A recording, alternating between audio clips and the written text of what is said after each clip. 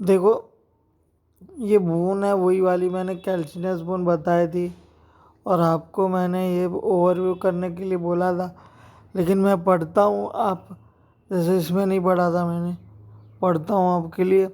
The axial skeleton is part of that consist of bones of red and trunk of vertebrae.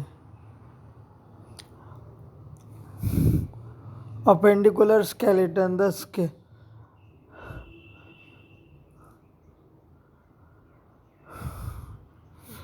The appendicular skeleton is composed of the upper lower limbs of the girdle, और ये according to size and shape. Long bone है, diaphysis है, shaft है bone का,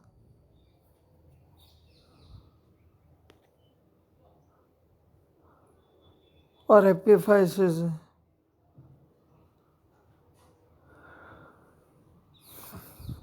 Epiphyseal line. Epiphyseal line. The epiphyseal plate is a hyaline cartilage. Plate is metaphysis and bones. It is the part of bone where new bone growth takes place. New bone growth epiphyseal line में takes place करती। Metaphysis metaphysis metaphysis is the narrow portion of long bone between the epiphysis and epi. Metaphysis basically neck में होती है, जहाँ से bone टूट भी सकती है।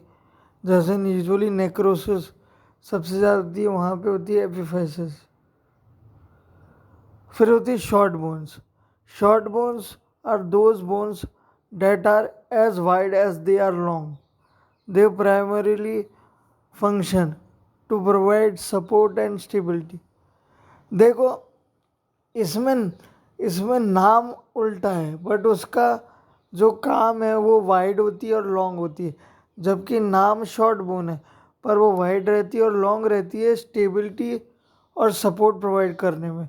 क्योंकि अगर लंबी नहीं रहेगी और चौड़ी नहीं रहेगी बोन, तो कुछ ही नहीं हो सकता।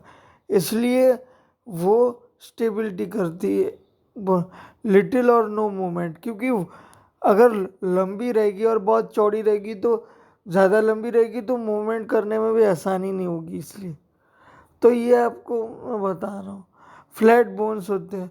Flat bones are those principal function as either excessive protection, provide a broad surfaces of muscular attachment. Flat bone क्या कहती है? प्रोटेक्शन करती है। फ्लैट कोई चीज़ होगी तो वो प्रोटेक्ट करेगी। ज़्यादा मोटी होगी, सरफेस एरिया ज़्यादा लेगी तो मस्कुलर अटैचमेंट। फ्लैट होगा तभी, वाइड होगी तो नहीं। फ्लैट होगा तो उसमें मसल आसानी से अटैच हो पाएंगे। इसमें they are thin with parallel surfaces.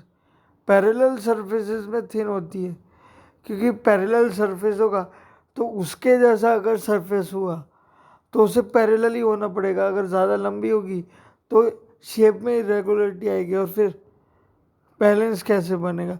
Present between compact bone.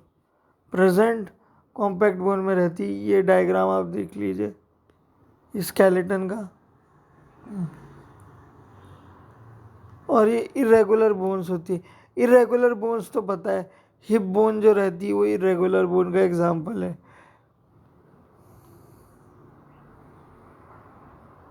Irregular bones such as protection of nervous tissue should protect the special spinal cord and maximal pharynx and trachea support, such as hyoid bone। ये हाइयोइड bone है। आपकी हाइयोइड bone ये रही। Irregular bone hip bone है, ये भी शायद होगी, बट हिप बोन भी एक एग्जाम्पल है। जब आप ऑस्टियोलॉजी पढ़ते हैं तो उसमें आता है।